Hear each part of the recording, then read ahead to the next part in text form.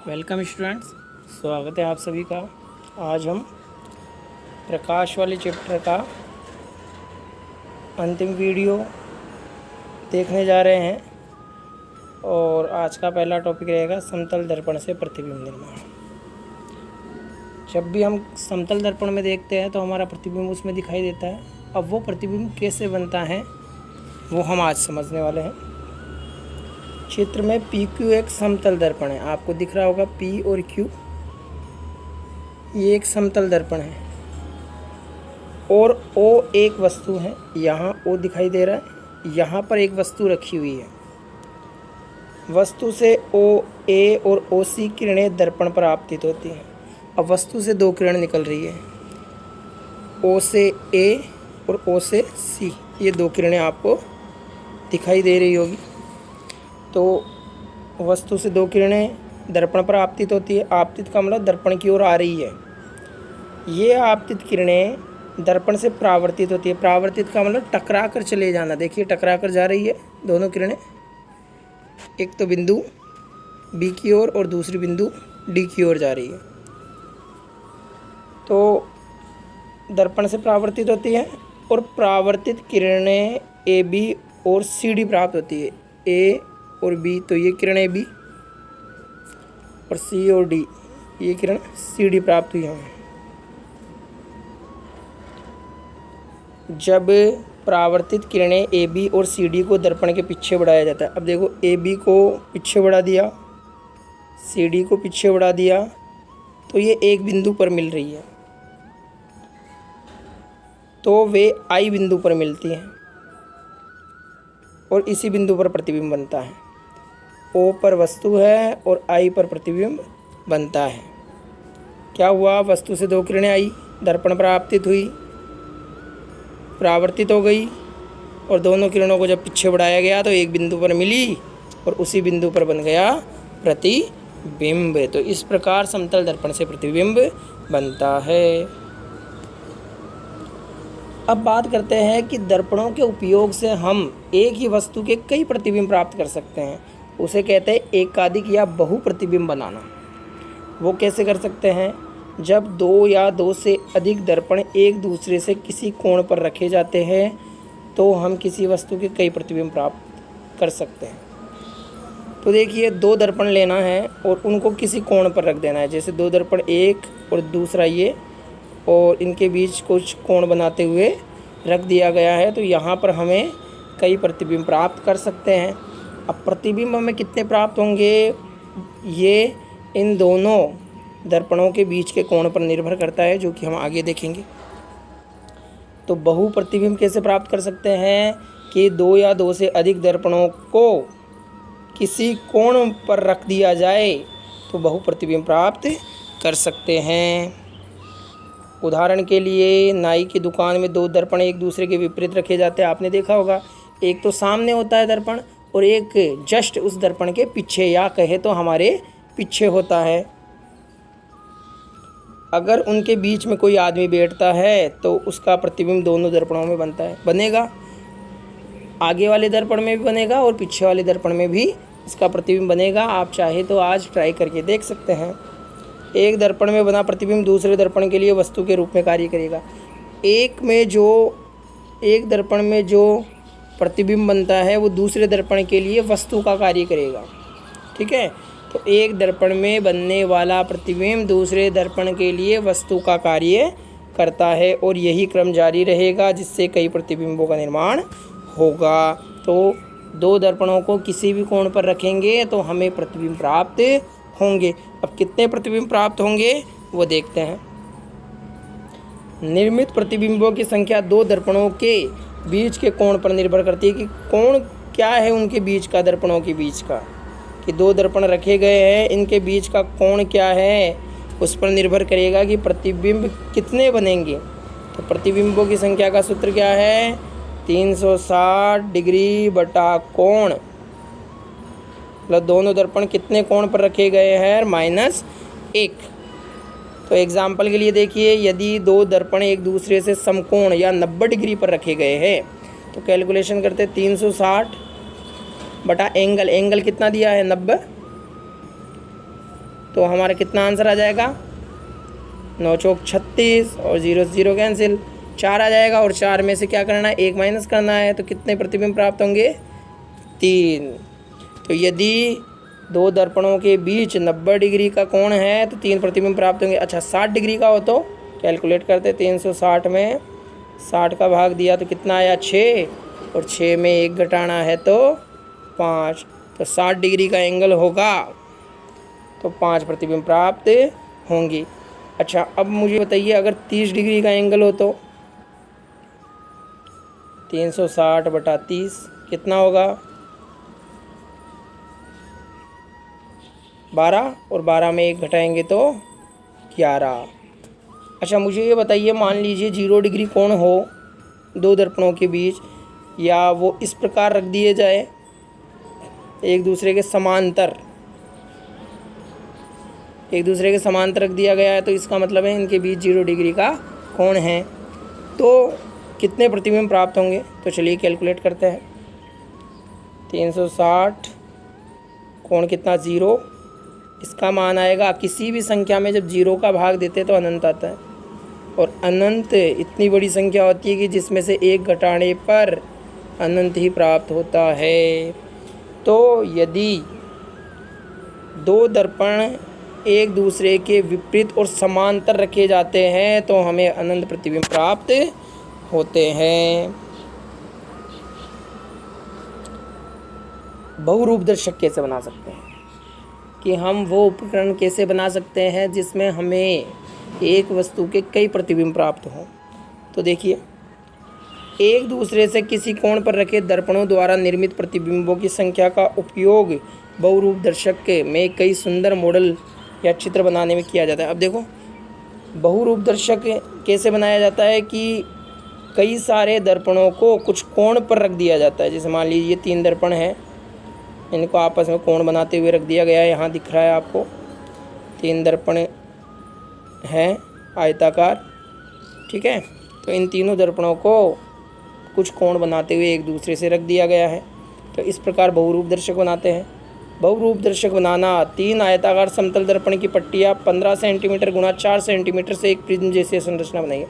3 पट्टियाँ लेनी है कांच की, दर्पण की, उनको आपस में जोड़ देना है। ये देखिए दिख रहा है प्रिज्म जैसे, आपको जोड़ देना है, या झोपड़ी होती है वैसे आपको जोड़ देना है, ठीक है।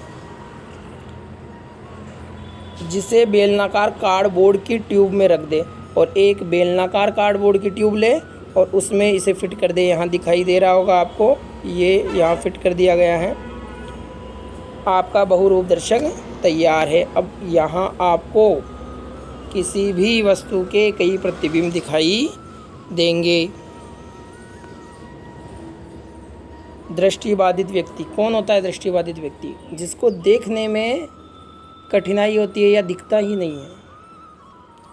बच्चों सहित कुछ लोग दृष्टि की विकलांगता से पीड़ित होते हैं। कई लोगों को दृष्टि दोष होता है, कई लोग आसानी से देख नहीं पाते। ये जन्मजात भी हो सकता है और बाद में दुर्घटनावश भी हो सकता है। यह दृष्टि विकलांगता आंशिक या पूर्ण हो सकती है, कि या तो व्यक्ति थोड़ा बहुत दृष्टिबाधित हो सकता है या पूरा ही दृष्टिबाधित हो सकता है या दृष्टि विकलांग हो सकता है। ऐसे व्यक्ति को दृष्टिबाधित व्यक्ति कहा जाता है। बाधित का मतलब रुक जाना। तो जिनको देखने में कठिनाई होती है वो दृष्टिबाधित व्यक्ति होते हैं। एक नेत्रहीन व्यक्ति आमतौर पर अपनी अन्य इंद्रियों का विकास करता है, कि जैसे एक व्यक्ति की आंखें तो नहीं है, उसे दिखाई तो नहीं देता, परंतु वो अपनी दूसरी इंद्रियों का विकास कर लेता है। जैसे सुनना, उसके कान बहुत तेज हो जाते हैं, वो बिल्कुल छोटी से छोटी और कम आवाज़ की जो ध्वनियाँ हैं उनको भी सुन लेता है। जैसे श्रवण शक्ति और स्पर्श शक्ति और छूने की कला भी उसकी अद्भुत होती है। छूकर वो किसी भी वस्तु को पहचान सकता है।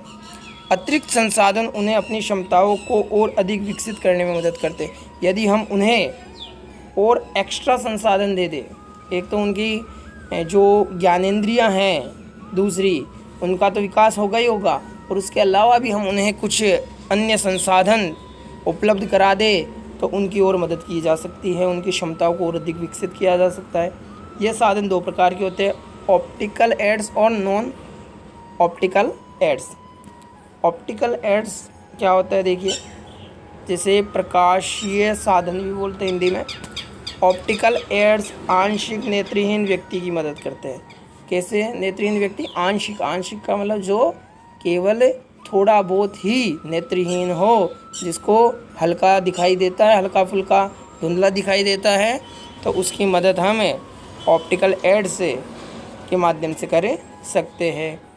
ये एक चित्र या एक पार्ट को बड़ा करते हैं। ये क्या करते हैं, जो टेक्स्ट है या पिक्चर है या किताब का पेज है, उसकी साइज़ बढ़ा देते हैं, आकार बड़ा कर देते हैं, ताकि वे आसानी से दिखाई दे। आकार बड़ा होगा तो आसानी से दिखाई देगा।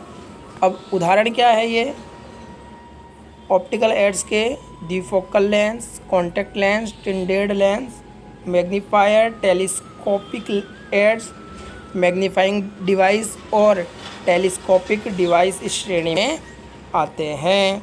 तो ये सभी उपकरण ऑप्टिकल एड्स की श्रेणी में आते हैं। चलिए अब नॉन ऑप्टिकल एड्स देख लेते हैं। नॉन ऑप्टिकल एड्स अप्रकाशीय साधन। नॉन ऑप्टिकल एड्स पूर्ण नेत्रहीन व्यक्ति की मदद करते हैं।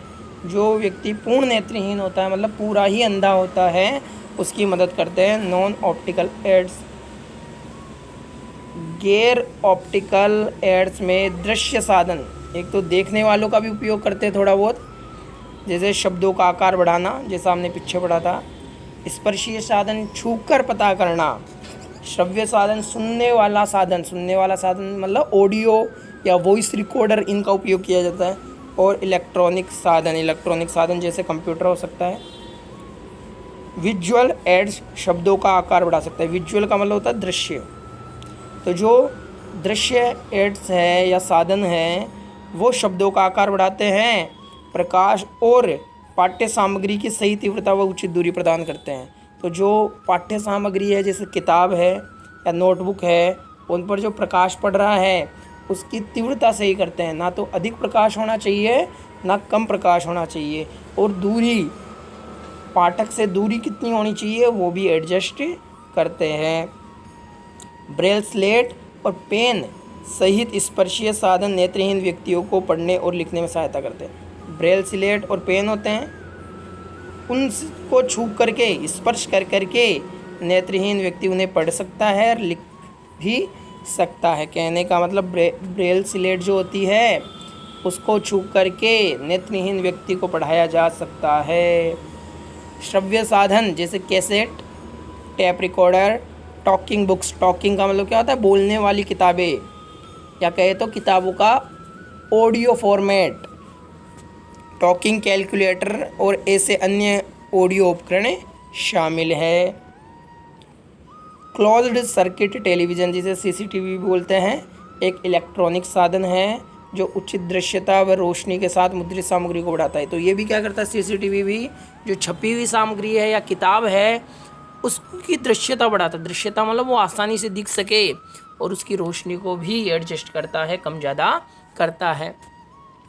सुनने और लिखने के लिए कंप्यूटर के साथ ऑडियो सीडी और वॉइस बॉक्स का उपयोग भी बहुत सहायक होता है। कंप्यूटर का भी उपयोग कर सकते हैं, उसमें ऑडियो सीडी लगा सकते हैं, वॉइस बॉक्स का उपयोग कर सकते हैं।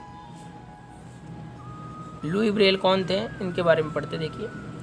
नेत्रहीन व्यक्तियों के लिए सबसे लोकप्रिय संसाधन ब्रेल के रूप में जाना जाता है। मतलब अगर नेत्रहीन व्यक्तियों को आपको पढ़ाना है, लिखना सिखाना है, तो उसके लिए जो ब्रेल है वो संसाधन सबसे अधिक उपयुक्त है। अब ये ब्रेल संसाधन कौन सा है वो देखिए आगे। ब्रेल कोड का उपयोग आम भाषाओं, गणित और वैज्ञानिक संकेतन के लिए किया जाता है। अब ये ब्रेल कोड जो है उसका उपयोग काय के लिए किया जाता है कि नेत्रहीन व्यक्ति जो है वो लिखे हुए को समझ सके या कुछ लिख सके, गणित, विज्ञान और जो अन्य भाषाएं हैं उनको समझ सके, लिख सके, पढ़ सके। इसके लिए ब्रेल कोड का उपयोग किया जाता है। लुई ब्रेल का जन्म 1809 में फ्रांस में हुआ था।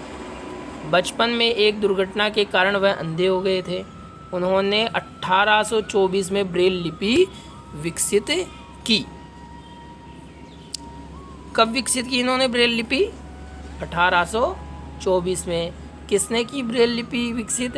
लुई ब्रेल ने। अब ब्रेल लिपि क्या है? इसमें 63 उभरे हुए डॉट या बिंदु पैटर्न या संकेतक होते हैं, मतलब डॉट्स होते हैं, इसमें खाली जगह होती है और डॉट्स होते हैं।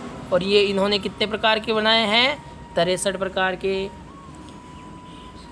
प्रत्येक पैटर्न एक अक्षर, अक्षरों के संयोजन या एक सामान्य शब्द या एक व्याकरणीय संकेत को दर्शाता है। कहने का मतलब जो भी पैटर्न है उसका कुछ ना कुछ मीन होता है। वो या तो किसी अक्षर को दर्शाता है, जैसे सामान्य हम क ऐसे लिखते हैं, तो ये एक पैटर्न है। तो इसी प्रकार के पैटर्न होते हैं, हालांकि ये नहीं है परंतु इसी प्रकार के पैटर्न होते हैं जो दिखाई दे रहे होंगे चित्र में।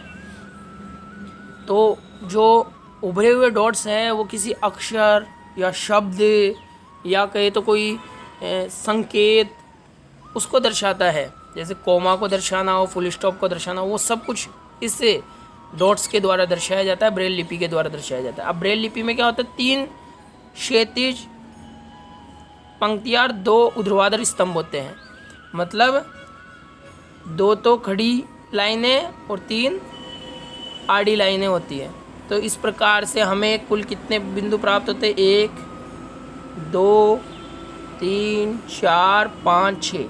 अब इनमें कहाँ बिंदु रहेगा, कहाँ खाली रहेगा, वो इस लिपि के आधार पर निर्भर करता है। एक पाठक को इसे पढ़ने के लिए ब्रेल लिपि को छूने की ज़रूरत है, तो छूकर पढ़ा जाता है इसे। ब्रेल प्रणाली में प्रयुक्त डॉट पैटर्न का उदाहरण आपको दिया गया है। ब्रेल लिपि का फॉर्मेट आप देख सकते हैं। इसमें बिंदुओं के आधार पर अल्फ़ाबेट्स को रिप्रेजेंट किया गया है और इस प्रकार से डॉट्स उभरे हुए होते हैं। तो आपको दिख रहे हैं कुछ डॉट्स उभरे हुए हैं और कुछ में गड्ढे हैं। तो इसके माध्यम से जो नेत्रहीन व्यक्ति है इनको छू करके इन संकेतक को समझ सकता है, जो कि इस प्रकार दिए गए हैं।